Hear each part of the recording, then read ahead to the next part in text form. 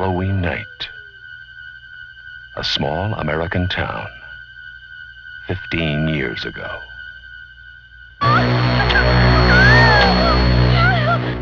On Halloween night in 1978, Michael Myers broke out of a mental institution and returned to his childhood town, where he randomly stalked and attacked Laurie Strode and her friends that fateful holiday.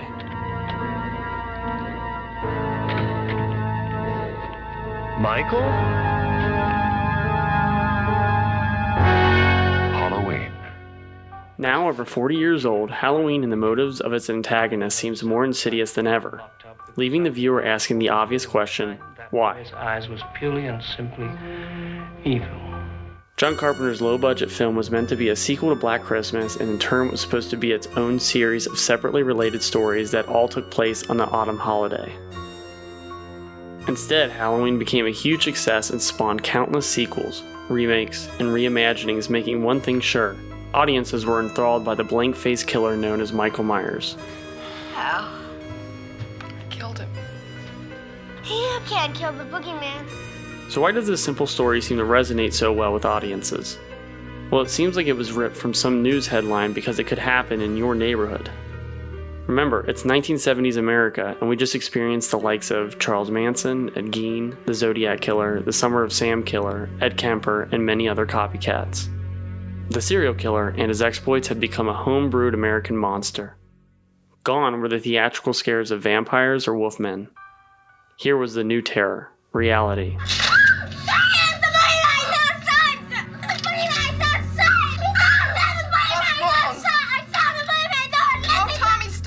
Its story familiarity stems from two different urban legends.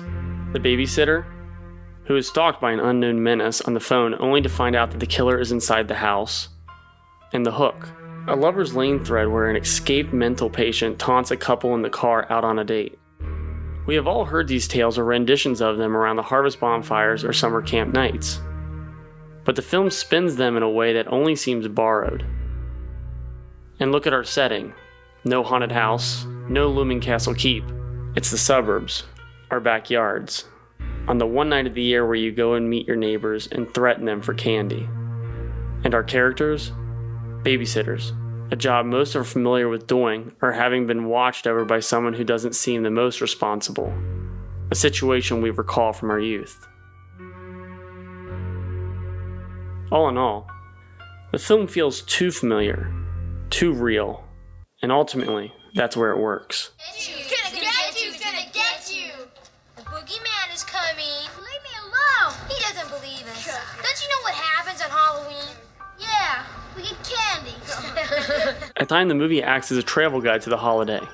Trick-or-treating, pumpkin carving, horror movie marathons, daring friends to enter the dilapidated house down the street. It's a surprise most of these things hadn't been depicted on film yet.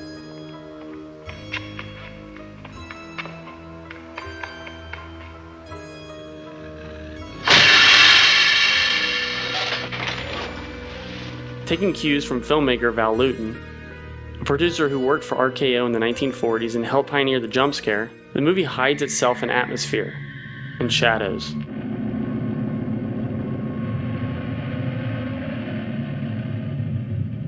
Utilizing an alien-like synth score like an invasion on the suburbs.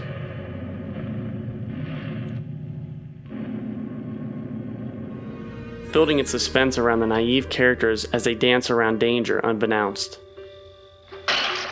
It lays down a mood, and it attacks when you least expect it.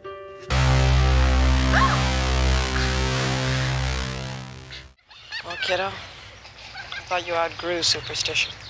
Laurie's proclamation against superstition acts almost like a jinx, and fate will soon catch up. You mean you actually never want him to get out? Never. Dr. Loomis, on the other hand, is our exposition, explaining to Sheriff Lee Brackett and the audience the psychology of his former patient, though he really doesn't tell us anything about what makes Michael tick. Somehow this unhinged man has turned a doctor of mental science into a believer of superstition, and can only proclaim that Myers is evil. Don't underestimate it, Don't you think we could refer to it as him? if you say so. In one scene, we see a poster in Laurie's room of turn-of-the-century painter James Ensor, whose portfolio depicts parties of people donning masks in a brightly colored palette, a body of work that could be described as comically grotesque, and both of Myer's costumes seem like an obvious reference here. To Michael, Halloween is about becoming someone else, about wearing a mask. It acts as a second personality that would explain the bewildered look on little Michael's face after he has killed his sister and is demasked by his parents. He has no clue what took hold of him, but he liked it. And then, in the finale, when he is demasked again, he has to quickly apply the identity in order to kill Laurie.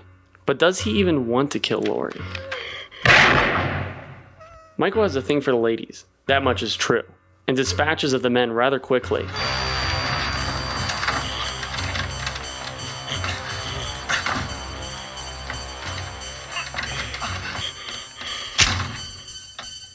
With the women, he taunts them, stalks them, and constructs ghoulish museums to watch them scream.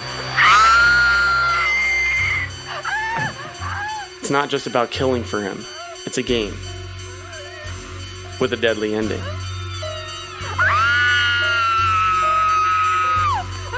He seems to set up the whole ordeal so he can chase after Laurie, and at times weakens himself to give her the advantage. He also seems to rather enjoy Loomis chasing after him, leaving obvious clues to his whereabouts, and never even changing cars to shake the doctor detective. You know, it's Halloween. I guess everyone's entitled to one good scare, huh? The story's question about superstition and the boogeyman get frightfully answered in the end. Halloween for Michael is child's play, and for both him and Laurie, Halloween has two different meanings.